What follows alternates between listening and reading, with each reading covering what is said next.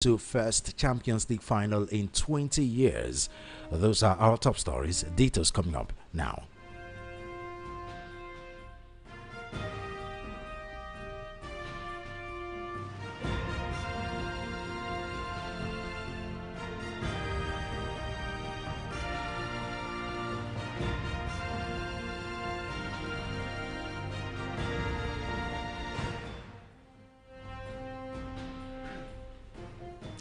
First, on the news, the Senate has resolved to constitute a joint ad hoc committee of the Senate and the House of Representatives to address the rising cases of xenophobic attacks against Nigerians in South Africa. The committee, to be led by the chairman of the National Assembly, will undertake a fact-finding and diplomatic visit to South Africa aimed at finding lasting solutions to the crisis. As part of its mandate, the delegation is expected to visit the South African Parliament to formally express Nigeria's strong displeasure over the reported attacks.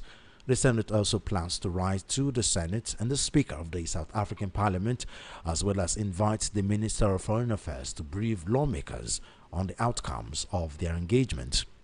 The upper chamber also upheld a resolution by Senator Simon Along calling for a review of resolutions reached during the 2019 bilateral meeting between Nigeria and South Africa with a view to ensuring their implementation. Meanwhile, Senator Adams Oshomole proposed the revocation of operational licenses of South African companies such as MTN and DSTV in Nigeria. However, the suggestion was declined on procedural grounds. In his remarks, the Senate President underscored the importance of diplomatic engagement in resolving the crisis, noting that economic retaliation against businesses would not be the preferred course of action. Take a listen.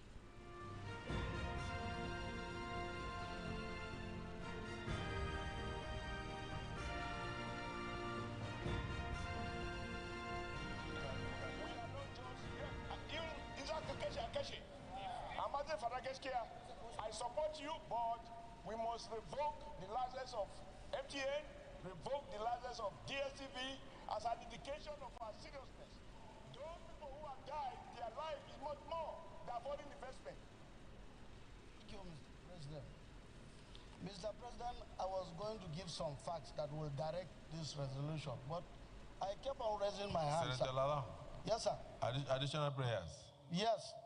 One of the additional prayers, which is very important, Mr. Senate President, is that a similar team like this, when I was there, sir, when we had arguments with the parliamentary executive of South Africa, led by the former president, Buhari, all these things were considered, and a resolution was taken at that time. Because so the additional prayer is the that, additional prayer is to review, delegation of to review the resolution of the 2019 meeting, which we all embarked to South Africa. We are not going to touch any business of South Africa, and we won't touch the business of any country. We believe strongly that with diplomatic engagements, these issues will be resolved. But at the same time, we demand justice for those who have been killed. The leadership of the Senate will come up with a strong letter before our visit, condemning the current situation and informing them to call the situation to order.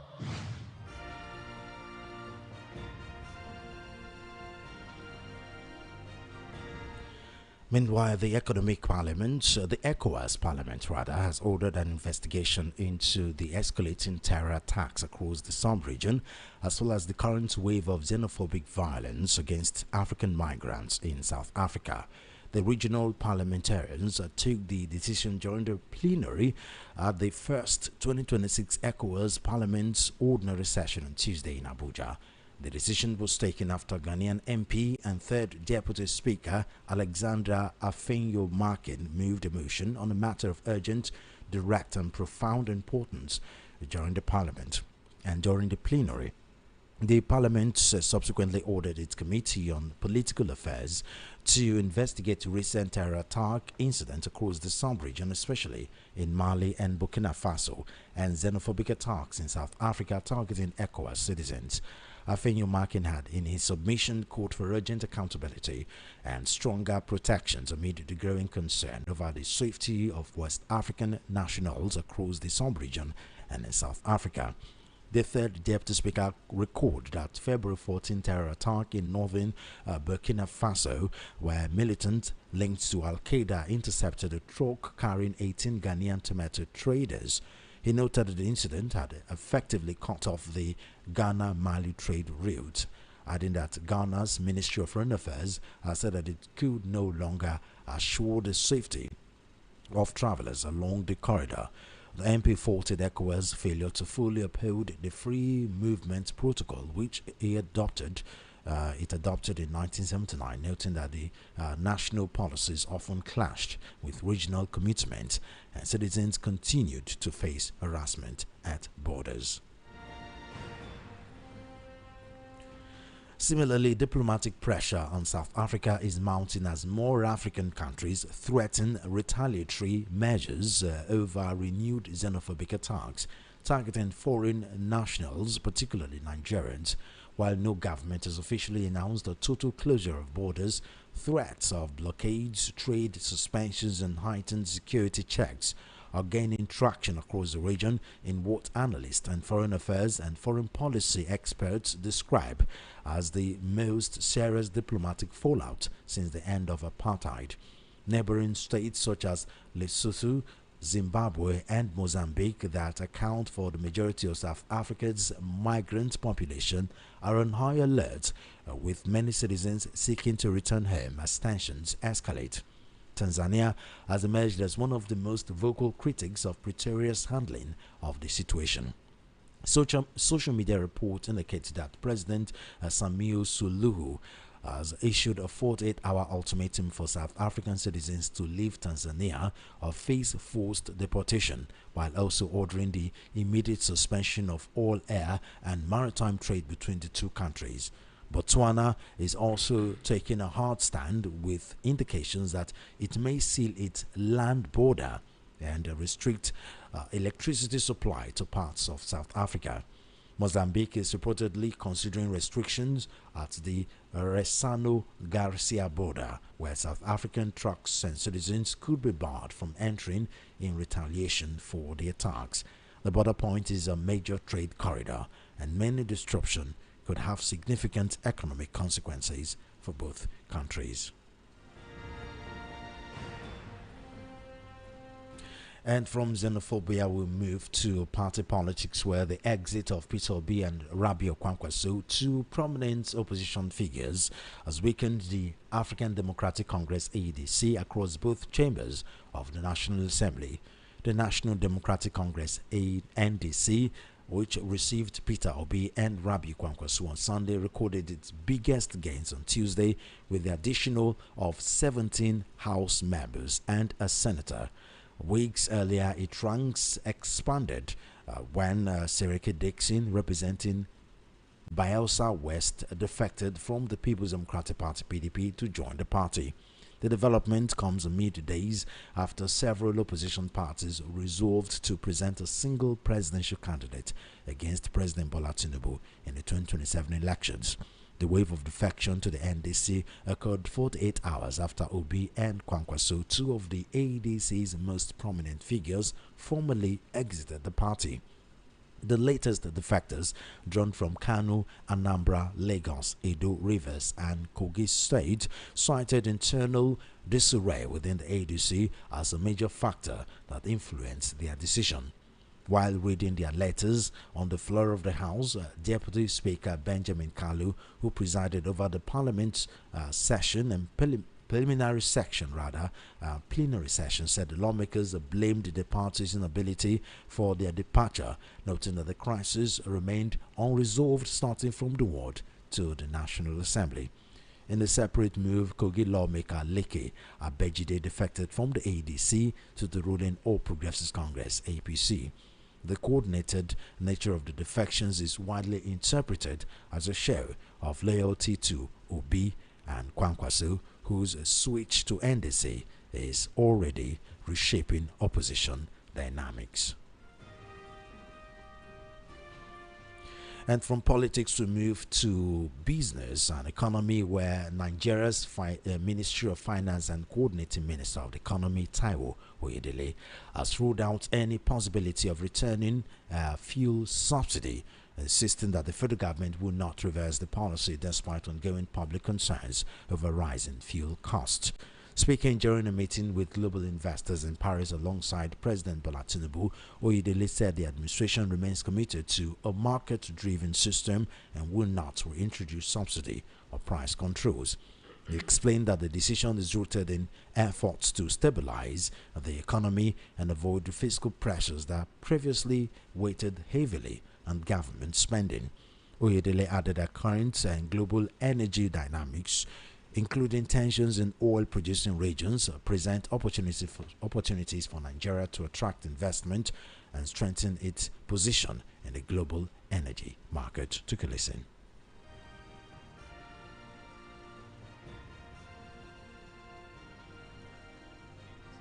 Mr. President himself being in attendance, and we're able to give an overview about the progress we are making, about the next areas of focus to deepen the reform and translate the reforms into results, as well as the outlook for what we plan to do going forward. We're also able to answer their questions, and we're also able to get insights about the excitement that they continue to have about the running of the economy, the reforms, and the fact that we're able to give them the commitment, including Mr. President himself, about what we will not do. For example, we will not bring back subsidy because it creates distortion for the economy, and we will not introduce price control because we believe in markets, while at the same time ensuring that regulation is responsible so that there's no supplier, trader, manufacturer taking advantage of the Nigerian people.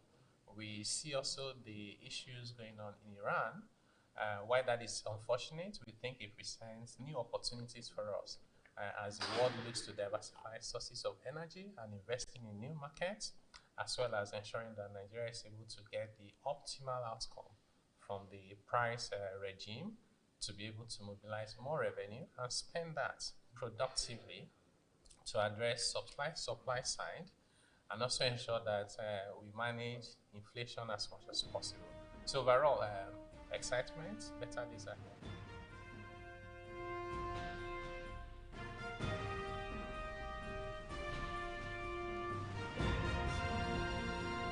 You are currently listening to the World News at 12 right here on Voice of the People 90.3 FM. We'll go straight to our analysis segment where we have Peter Anosike. He's a current affairs analyst. He's also an academic doctor with PhD on consulting and profit management from Brenner University in the state of Delaware, US. He is author of the book Abuse of Power, How Democracy Turned into Tyranny of the Few. Dr. Anosike, it was a pleasure. Thank you for joining us. Thank you for having me. Let's go to the first story on our news item. The first three story, as a matter of fact, where we're talking about the xenophobic attack in Nigeria, in South Africa rather. It is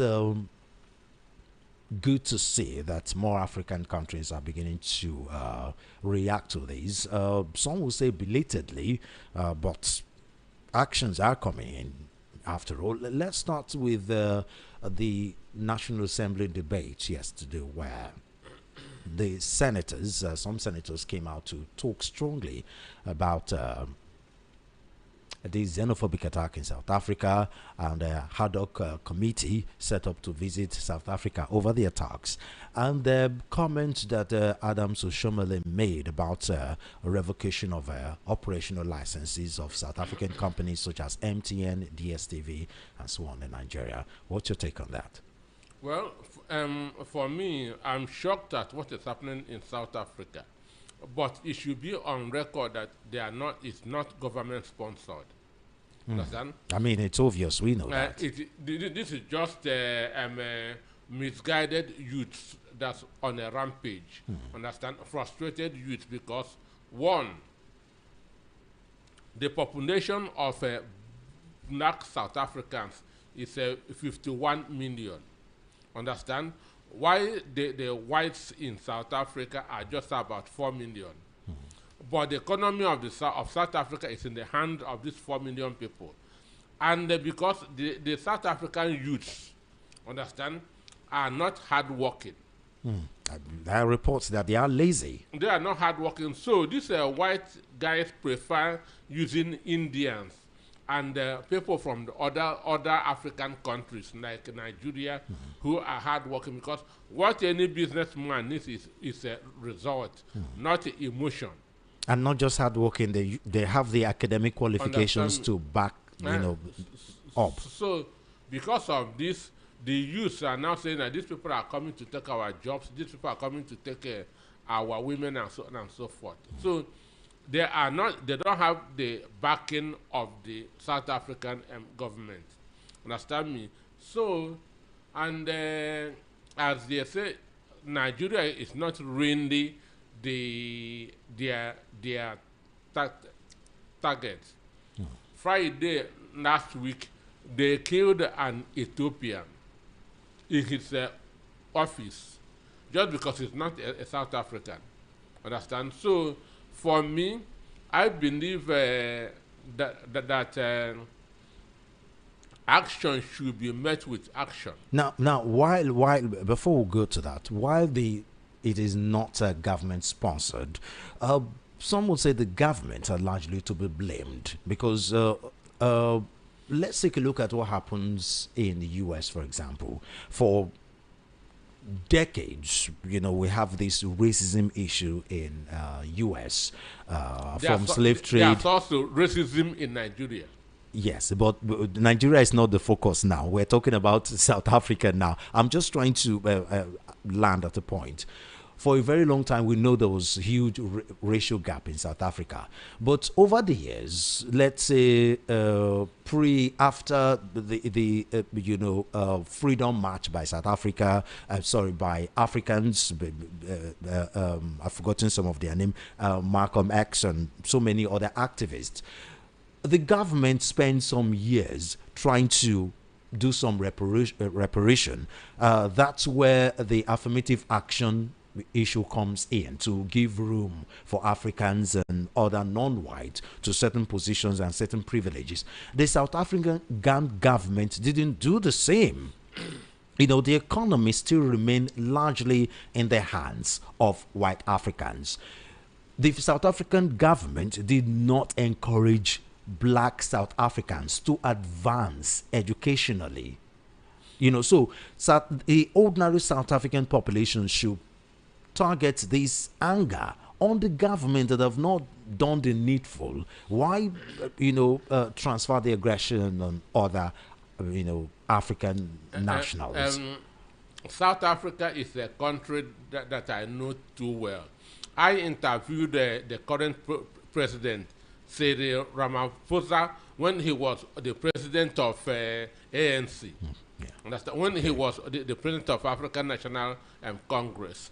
So, and during the course of the interview, I discovered he was more of a robot, because then Mugabe was still alive. I discovered he was more of a Robert Mugabe ideology than Nelson and Mandela. Because what Nelson Mandela did, he just gave them political independence. Understand? Why the economy remains in the hand of the whites. And this is the opposite of what Mugabe did. Mugabe, when Zimbabwe became independent, he began to remove economy from the hands of the whites. Their farms and so on and so forth, he was taking them away. In today's South Africa, whites control all their farms. They are doing mechanized farming, but in the hand of the whites. And these whites are using mostly Indians and people from other African countries. So their youths don't really have anything doing. But there's a way of doing this. You understand the people and then kick them out. Understand? Not just the way Ramaphosa want to do it now, forcefully taking over their properties. It cannot work because it has to be a gradual process. They don't have the technology. So if the whites leave now, there will be serious hunger in South Africa. And they don't even have the expertise and the educational qualifications to even do that. You know, we're talking about the black South Africans to a large extent, though. And again, right now, the chief of police in South Africa is under suspension. He is facing a corruption charges. So nobody is really in charge. Understand? That's also part of it. So for me, I need that these people need to be called to order. These youths who are on a rampage need to be called to order. They need to know that they are their own problems, not Nigerians, not Tanzanians, not Ethiopians, not Ghanaians. Now, you said we need to match action for actions. Are you talking about what Senator Adams Oshomole proposed, where he's proposing for suspension and or revocation of operational license of South African companies in Nigeria? We know some of the two biggest companies in Nigeria, two of the biggest, MTN, DSTV, owned by South Africans. But do you know that if you go there to South Africa, MTN is not among the top 5 telecommunications yes, companies. It's clear they make most of their money from Nigeria. So, and of course, with the population in Nigeria, I mean, Nigeria, especially Lagos, has the biggest market in Nigeria, in Africa, actually. So for me, I prefer what the president of Tanzania said. I'm giving you 48 hours to leave my country. Understand? You want Nigeria to do the same thing? Tooth for tat. Understand me? Tooth for tat, then they will come down. What about the economic benefits of these companies to Nigeria? I mean, in as much as these are South African companies, they have a huge amount of a number of Nigerians working in those companies. That's what Oshomole said. He said those who have died, that diplomacy has no meaning to them. But these ones are not dead. They are alive working in these companies. Excuse me. No amount of money is equal to a life of somebody. Solomon, as you are now, if somebody tell you, I'll give you $10 million this evening. But if he tells you the condition is that you will not wake up tomorrow morning, you say no. Well, I'll give you my response to that when we go. You will say no because I'll give you my response to that when we go. You know what to die. So there's no life that is what. There's no money. That's what life of any human being. You know, in the same vein, ECOWAS Parliament has ordered an investigation into these attacks championed by Ghana.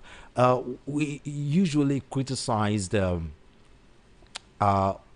ECOWAS and AU for their inaction when it comes to issues in Africa and even the other regional bodies. There are toothless bulldogs. Understand me? ECOWAS, AU are toothless bulldogs. Even UN, they don't have any power of enforcement. Understand? They don't have any power of enforcement. So anything that cannot be enforced, to me, is a ceremonial. So you think ECOWAS Parliament can't do anything about this xenophobic attack? They also talked about escalating terrorism in the sub-region. What can they do? They don't have any power of enforcement, just that to write papers, present papers. Okay, the National Assembly people that are going there are going to make money. Extra code will be paid. Understand me? Travel allowance will be given. That's quite pessimistic. I'm telling you.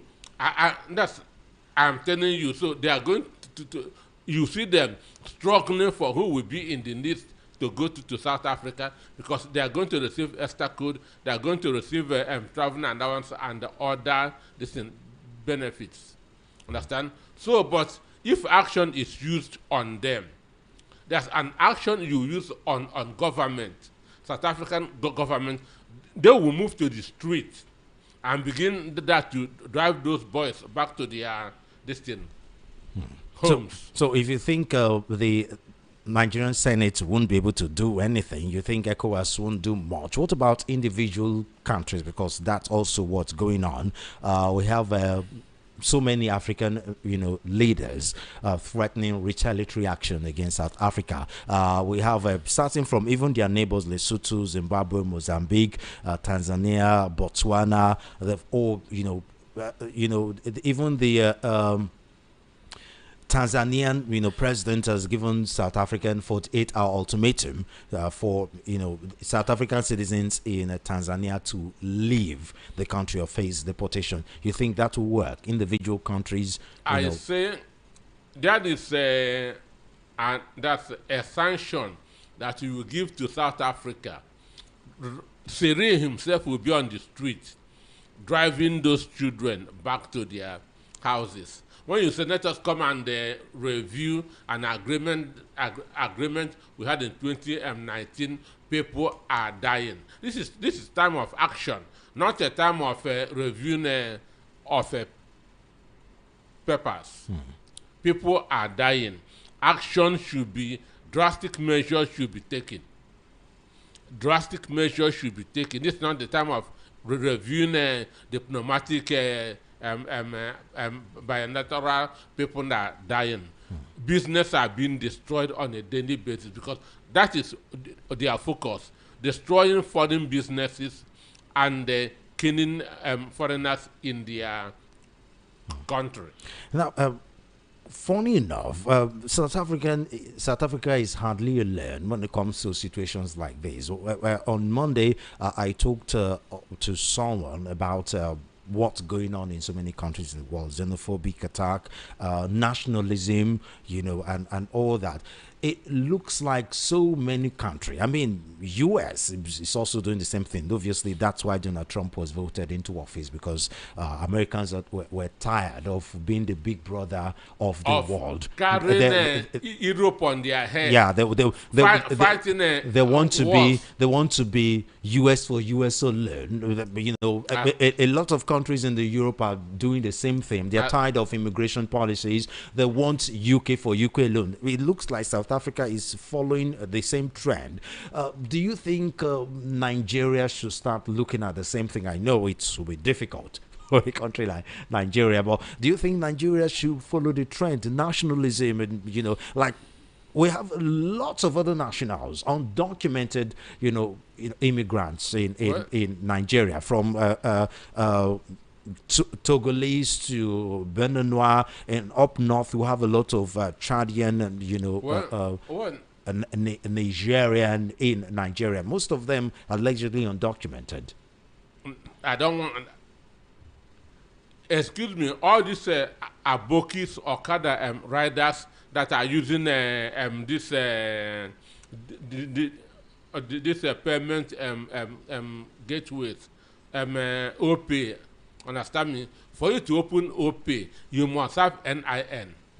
And this Nigerians and others are using OP, which means they are not Nigerians, but they have NIN. True. Understand me? So the issue is we have porous borders. Understand me? You have porous. So these foreigners vote in our election, benefit from everything that is due for the ordinary Nigerians. Mind you, Buhari built a rail line from Kanu to Maradi. Buhari built that's a rail line from Kanu to Maradi in Niger. I mean, originally that wouldn't have been a problem if there's a proper check on Nigerians going in there, or Nigerians or Chadian coming in. That's really where the problem is. I don't see any reason why building a rail line to this country is a problem if there's a proper immigration check. Which country has built to Nigeria? Which country has built to Nigeria? So for me, I believe in country first.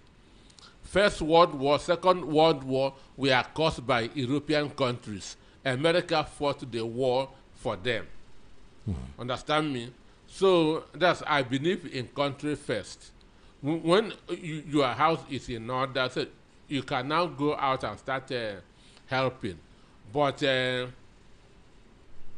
God is saying, love your neighbor as yourself. He did not say love your neighbor more than you love yourself. Understand? Okay. Now let's quickly go to politics, where the exit of Peter Obi and Rabio Kwankwaso, obviously some would say, is destroying ADC. And to further add salt to injury, we have about 18 lawmakers that has defected to NDC together with Peter Obi and Rabio Kwankwaso. What's your take on that? Peter Obi is the momentum. Peter Obi is the issue. Understand? Peter Obi is the issue. Peter Obi is the crowd puller. Peter Obi is the most influential Nigerian in this democracy since 1999. Nobody has matched him. And the worst of all is he doesn't give you money, which means it's organic love that comes from heaven. Understand? So, and Fayoshe used to say that the only life in ADC is Peter Obi. And what happened has proved him right. Even yesterday, your big uncle, Akpabio, said that ADC is dead. Understand? The same thing with Labour Party. Anywhere that Peter Obi enters, life comes there. When Peter Obi leaves, darkness comes. Understand? So right now, ADC is dead because of Peter Obi. And this guy is not sharing money. Understand? He is not sharing. I know that a lot of politicians are angry because of the money they will make during the primaries. They will not make it anymore. The people that went for APC primary in 2022, many of them come back with $50,000. Understand? Because Rotimi Amechi will come and share his own. The Senate President, they will come and share his own. The Tinubu will come and share. Understand? Okay. The person that received Rotimi Amechi will also receive Tinubu own. For you to say no conscience. So that's what they had expected will happen in ADC. Peter Obi will share, Atiku will share, and Rotimi Amechi will share. Understand me? Okay. But now it's not going to happen. That's why most of them are angry. Okay. So what do you think will be the outcome of ADC? We know they have several legal issues, but good news is INEC has opposed a move to, at least for the remaining ADC followers, INEC has opposed the move to deregister the party, which means that one is one issue that they don't have to worry about anymore, even though still other legal actions, legal litigation I know. still ongoing. INEC has now turned to Defense Council for ADC because P2B is no more there. You think that's what's going on? I'm telling you from my whole heart. INEC has become a defense counsel for ADC. No, we will not deregister them because P2B is no more there. Understand? It was the Attorney General of the Federation that said that ADC, Accord, and 5 other parties should be registered. That time P2B was there. But now P2B is no more there. Therefore, on its way with the ADC. Because they have been pushing on one thing. Let Atiku and P2B not be in the same ticket. That is what they have been pushing. And right now, Obi is out of ADC. They now wanted to make ADC comfortable for Atiku, so that Atiku will run, P2B will run, and Tinubu will run, so that the votes will be shared. That's the game. Mind you, before, when Neke Babajide wanted to join APC, the chief of staff to the president told him, don't decamp, stay there and scatter them. Now, P2B... Wasn't that a tongue-in-cheek moment? It was in the news. He told them, "Done the camp." I know, I saw, but it was looking more like a tongue-in-cheek moment than an actual, assignment. Stay there and scatter them. Now, P2B is no more in ADC. He has now moved. He has now moved to APC because his assignment has ended. Now, a chieftain of NDC yesterday urged Atiku to follow Peter Obi to NDC. So you think that's a good idea? I mean, to do what? To do what? What is he coming to NDC to do? In order not to split the vote between NDC and ADC, obviously, because this is going to be another three-horse race, as you earlier mentioned, just like what happened in 2023. But it will not happen again. How so? I mean, Atiku still have a huge number of followers. Don't worry. In 2023, P2B was the only big shot. Understand? Peter Obi wasn't the only big shot. Atiku was a big shot in Labour Party. Okay. In Labour Party. Yes. So that was why he couldn't have party agents in most of the in many of the polling units in the country. But now Kwankwaso is a very influential person. So with Kwankwaso, they are going to do better than they did in 2023. Okay. Because Ahmed is not a politician. Understand? It's not a politician. So it was even P2B that made us that to know about him. I mean, ADC still have some good head, still remaining there. You still have Amechi there. Amechi is a retired politician. Wike has retired him. Don't you think we're trying to repeat the mistake of Labour Party, where we underrate certain politicians because they don't have the kind of pool that Peter Obi have? Don't you think that's what we're doing with Rotimi Amechi? I mean, he was a former governor of Rivers State and a former minister of transportation. No, he doesn't have it. He doesn't have it. They have sidelined him in. We also have David Mark. We also have Ralph Aregbesola. These are huge politicians. If Aregbesola can turn Oshun to ADC, fine and good. Understand me? You think he can do that? As if he can do it, if he can make ADC win Oshun State, I will be happy with it. Okay. From politics, let's go over to economy, where the Minister of Finance and Coordinating Minister of Economy, Taiwo Oyedele, has ruled out any possibility of returning fuel subsidy, insisting that the federal government is not reversing the policy despite ongoing public concern over rising fuel costs and obviously the economic situation in general. I was surprised when I saw this news and when I listened to the soundtrack. I'm not sure a huge number of Nigerians are even clamoring, for fuel subsidy to be returned. Do you think so? Because personally, I think lots of Nigerians are okay. The problem was not the fact that the subsidy was removed. It was the way it was carried out. The unprepared and impromptu nature. Some will say President Tinubu announced the subsidy with no plan at all and with no other subsidy alternative. The problem is not exactly fuel subsidy. So I don't know what the minister is talking about. Do you? Well, for me, government is about the people. Government is about the people. And if a policy is punishing the people, if a policy of government, if a program of the people is not comfortable for the masses, because power belongs to the people, what the government should do is to reverse it. Okay. Understand? So you think the fuel subsidy should be reversed? For me, with the way people are buying fuel at 1,400, why their minimum wage remains the same, it has increased in transport fare.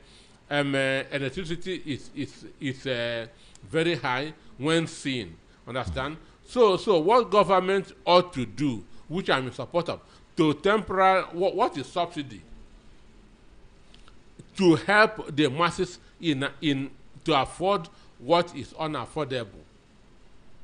An instance, if fuel is selling at 1,400, a Kenyan government can say, excuse me, this is too high for my people. Let us be paying 700. So they can be paying 700. That's subsidy. Okay. Subsidy just to make things that are very high affordable for the masses. Understand? That's simply what, no matter any word that you use, but to reduce the suffering in the country. But this guy is telling you that he don't even care. We have made a decision. Now, we stand on our decision. Now, a lot of economic analysts may not agree with you because there tend to be united, agreements across board that subsidy, it's okay to remove the subsidy. The problem, though, I say temporary return, temporary. I was among wouldn't that they flip flop and not taking a stand? Wouldn't that be a problem too? Because now, here's another thing.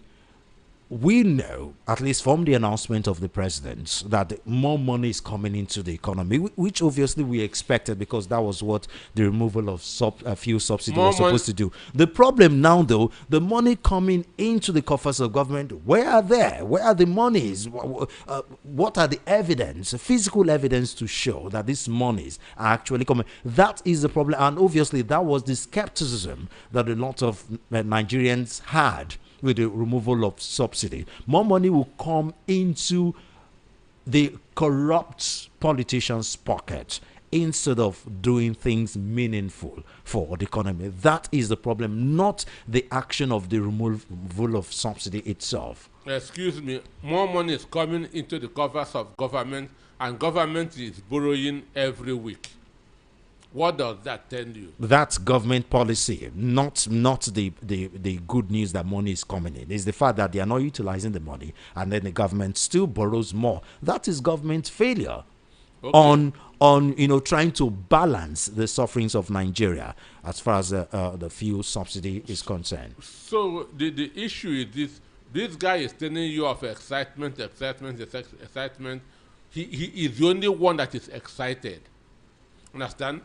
Taiwo Yedene is the only one that is excited because he has gotten what he never dreamed before. Minister and coordinating, Minister of Finance and coordinating minister.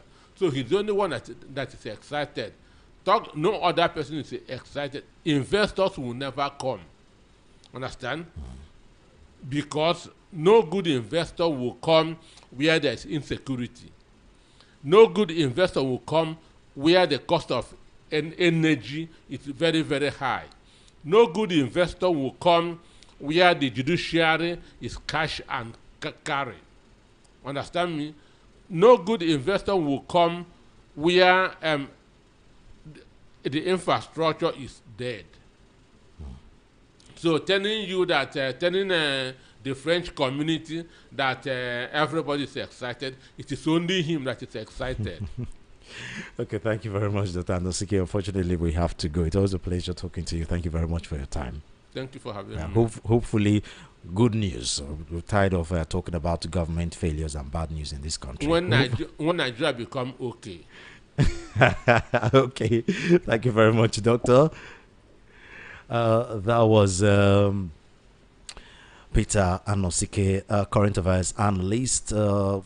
He's an academic doctor with PhD in consulting and profit management from Brennan University in the state of Delaware, U.S. He's also the author of the book Abuse of Power: How Democracy Turned into Tyranny of the Few. With no exemption. Your major productive assets, which are the youth. Today, you talk here about unemployment being 33%, with the youth constituting 60% of them. That's why you have the problem. Including nothing.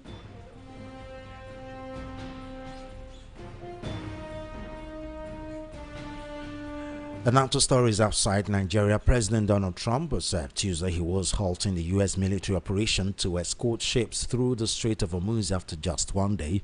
in a bid to reach a deal with Iran to end the Middle East war. Trump's so-called Project Freedom to help vessels leave the Strait of Hormuz, the narrow choke point of the Gulf where Iran has seized control in response to being attacked, began on Monday. But the U.S. leader said on Truth Social that he was now pausing it after a request by mediator Pakistan, another country, saying that, I quote, great progress has been made towards a complete and final agreement, end of quote, with Tehran. Washington is maintaining a blockade of Iran's ports in a bid to pressure Iran to make a deal to end the war that the United States and Israel launched on February 28. Tensions have been soaring over the Hormuz operation, with the United States saying it had sunk 7 Iranian boats and several civilian vessels coming under attack, allegedly from Iran. U.S. Secretary of State Marco Rubio said earlier Tuesday that the United States has completed its offensive operations against Iran, which it dubbed Operation Epic Fury. Rubio's comments echoed statements to Congress nearly a month into a fragile ceasefire. The clashes in the Strait of Hormuz were not part of the original war, he said. Israel and the United States attacked Iran on February 28, killing top leaders and destroying major military and economic sites, but not forcing the collapse of the Islamic Republic, which has responded with missile and drone attacks across the region. Trump on April 8 declared a ceasefire with Iran that he has since extended, even though negotiations with Tehran has been at a standstill. In outer sports news, Arsenal reached the Champions League final for the first time in 20 years as Bukayo Saka sailed a 1-0 win against Atletico Madrid on Tuesday night. Mikel Arteta's side settled the semi-final second leg with Saka's strike late in the first half at an static Emirates Stadium. The Gunners, who drew 1-1 in the first leg in Middle East in Madrid last week, held firm after Saka's goal to go through 2-1 on aggregate. Arsenal will face Paris Saint-Germain or Bayern Munich in the final in Budapest on May 30. Holders PSG, who beat Arsenal in the semi-finals last year, have a 5-4 lead ahead of the second leg in Munich on Wednesday. It was a cathartic night for Arsenal, who are back in the Champions League final for the first time since losing 2-1 to Barcelona in their only previous appearance in the showpiece in 2006. Arsenal have never won the Champions League, with their 2 major European trophies coming in 1994 Cup Winners' Cup and the 170 and the 1970 Intercities Fairs Cup. The last continental final ended in a 4-1 defeat against Chelsea in the 2019 Europa League. It is shaping up to be Arsenal's greatest ever season as they chase a Premier League and Champions League double. Even Arsene Wenger's Invincibles, who won the club's last English title in an unbeaten top-flight campaign in 2004, might have to bow to the current generation if they finish the job. Fittingly, it was Saka, the homegrown symbol of the Arteta era, who proved Arsenal's match winner. Now just 4 games from immortality, Premier League leaders Arsenal were given a huge boost in the title race when second-placed Manchester City drew at Everton on Monday. The Gunners will be crowned champions if they win their last 3 games against West Ham, Burnley and Crystal Palace. And just before we go here again, our top stories: Nigeria's National Assembly and other African nations threatened retaliatory action against South Africa over xenophobia. Ghana pushes ECOWAS to investigate escalating terrorism and South Africa's xenophobic attacks. 18 lawmakers join NDC in mass exodus. Finance Minister Oyedele rules out return of fuel subsidy amid economic pressure. Outside Nigeria, Trump to pause Hormuz operation in push for Iran deal. And in sport, Saka fires Arsenal into first Champions League final in 20 years. And that's a wrap on the World News at 12 on Voice of the People 90.3 FM. I am Solomon Ofem. Do follow our social media handles at VOP903 FM. Subscribe to our YouTube channel at VOP903 FM. Good afternoon and thank you for listening. Again, I am Solomon Ofem.